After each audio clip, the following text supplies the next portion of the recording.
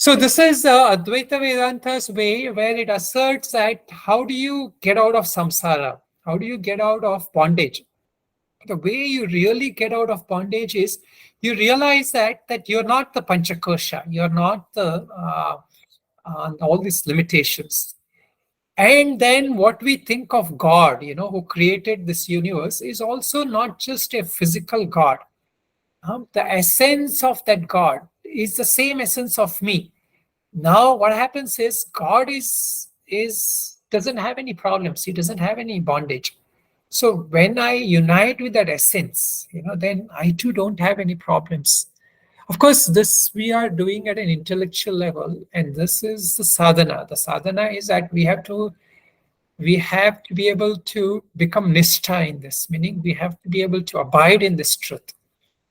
And then what happens? All those erroneous notions will fall away. And then the problems that we encounter in the world, we don't get so attached to that. Just as how, like saints like Ramana Maharshi and all that, even when they have physical problems or any other people problems, they are not affected at the deeper level by that.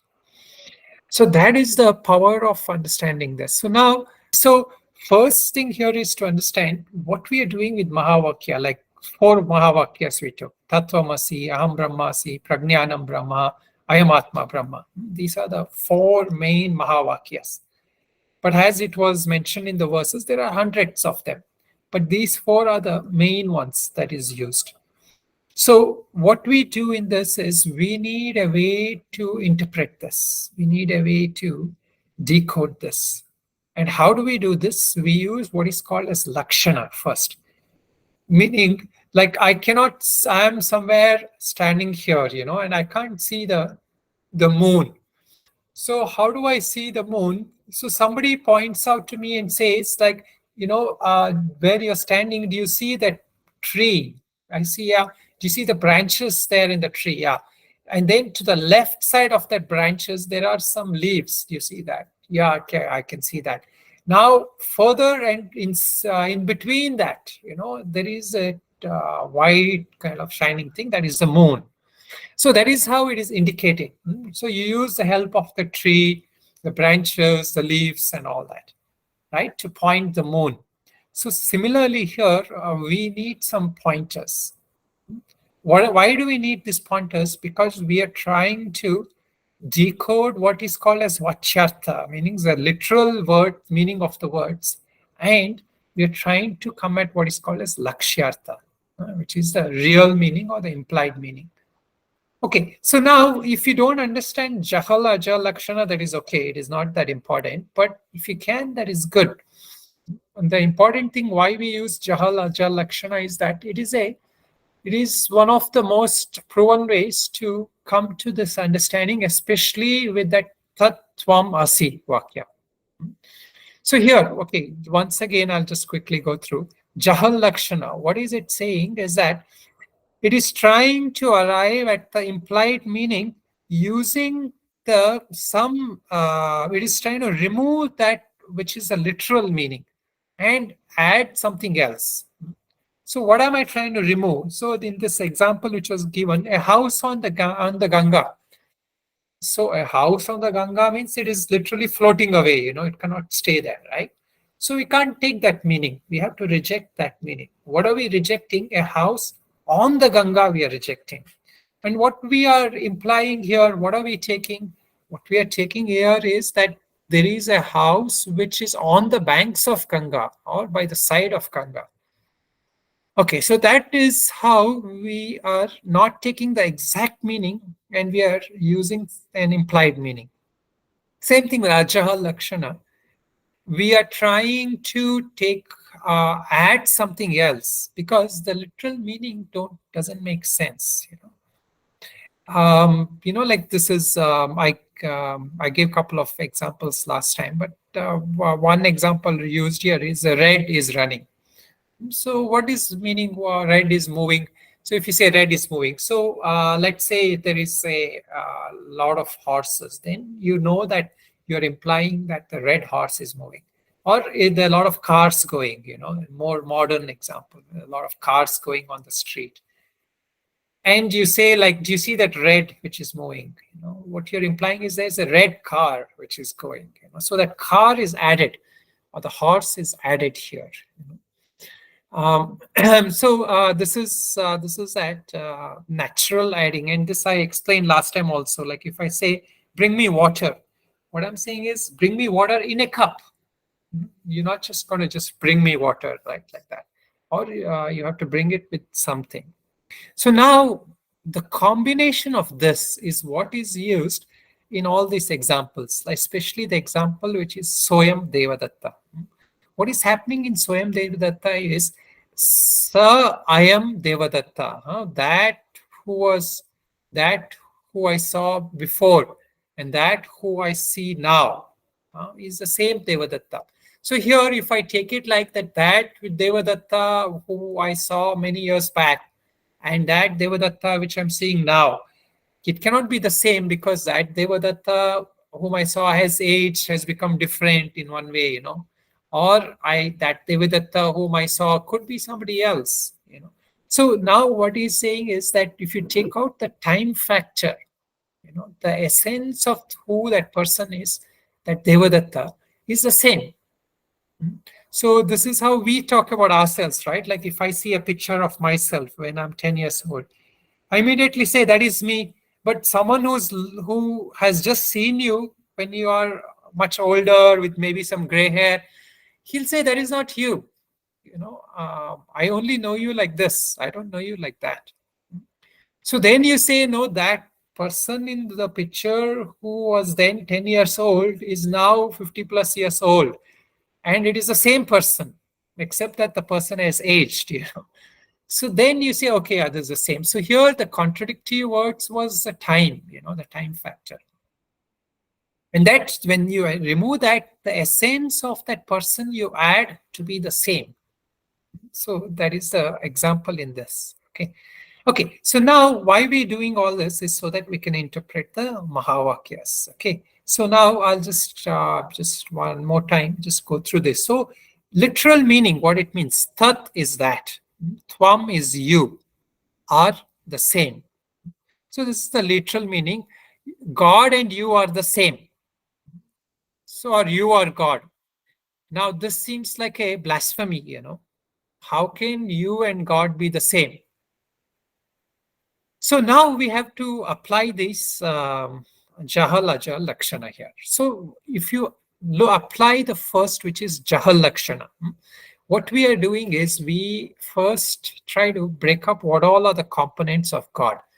Okay, the components of God is there is Maya. And that is how we experience the God, meaning that universal nature of the God. What we say, Maya is also this Jagat or universe. There is someone who has created, upholds, maintains, and destroys also this universe. And that is that God. How does he do it? He does it because of Maya. So this is the explanation that is given. And then what about me?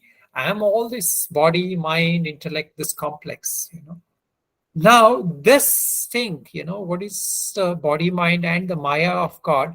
These are the superficial aspects. And these are the contradictory aspects, meaning these contradict with each other. So if I say that I has this body, am God, it is a blasphemy. Why it's a blasphemy? Because I as a little entity cannot be God, So there are a lot of stories in the Puranas, right? Like where some of the asuras or demons, they claim that they are God, like Hiranyakashipu and others. There's also there's a story of one person, he said, I'm Vasudeva, like how God is, I'm also God. So why? Because they take their body to be the God or their mind to be the God. And that is contradictory, because they don't control anyone else. They don't even control their own body, So they can't control the universe, right? So that is contradictory. But now you have to add something else here. What you have to add is there is a consciousness factor. And that consciousness factor is the cause why the human being is illumined. We talked about this, right? The pratibimba of Chaitanya, the reflection of consciousness. Chidabhasa, we said, this is a reflection of consciousness. When that reflection of consciousness identifies itself with the body, then the ahankara arises. That sense of I-ness starts coming, And then that sense of I-ness starts projecting all the way from body, mind, all the way to the environment. This is mine, this is my house, this is my father, this is my... So all this, it starts spreading outward, Where did it all start? It started from the spark of I which came. And this I-ness is that pure consciousness, that pure I-ness, before it got entangled with all this Panchakosha. And similarly for God, that essence of God is that same thing. So now this is where all that examples he gave, that glowworm and sun at the literal level is not the same. But that light in that glowworm, is that different to that light that is in the sun? And similarly, other examples which he gave, the water in the well and the water in that ocean, it is of the same essence. So in this way, it is all indicated, all the essence of that is the same. As long as there is a limiting factor, whether it is Maya or it is a Panchakosha, then these two are not the same, And so this is an example that one of the saints used to give, like there was a salt doll, he says, a salt doll said that it's going to measure the ocean. So then it went inside the ocean to find out how deep is the ocean. Now what happened to that salt doll? The salt doll has now merged into that ocean, because the ocean has the salt, essence of salt, right? So that salt pervades that ocean, and that salt was originally pervading that salt doll, So similarly, like that, so this is what the final conclusion is, that what is informed is that the Chaitanya is the essence of that, and you. And that Chaitanya is essentially what you are. So now what happens is, when we come to this, that relationship is no longer there. And this is the main teachings of what we are discussing here in Vedanta, Advaita Vedanta. What Advaita Vedanta is trying to do is, it is trying to break that sense of relationship that is established between all. Because when we say that somebody is related to somebody else, then what we're doing is we're limiting that person to that person, like a son and a father. So now that person didn't have that sense of break. But the moment he says, I'm the son of my father, so then he has in a way separated himself also. Although he may identify with that father, but he has separated themselves. So this is how words, has a way to differentiate. They say there are 5 ways the words are differentiated. One is relationship. Other is through guna, meaning characteristics, attributes, actions, what I do and what you do. And jati, classes, like I'm maybe I may say I'm in Uttarakhand and you are in Karnataka, or I'm in India and you are in US, or anything, So all this, and then Rudi, meaning like somebody is famous or known for something and somebody is not known for something. So these are the ways there is distinction created. But this distinction is the cause of separateness, Bheda, Dvaita. So as long as there is Dvaita, there is this separateness,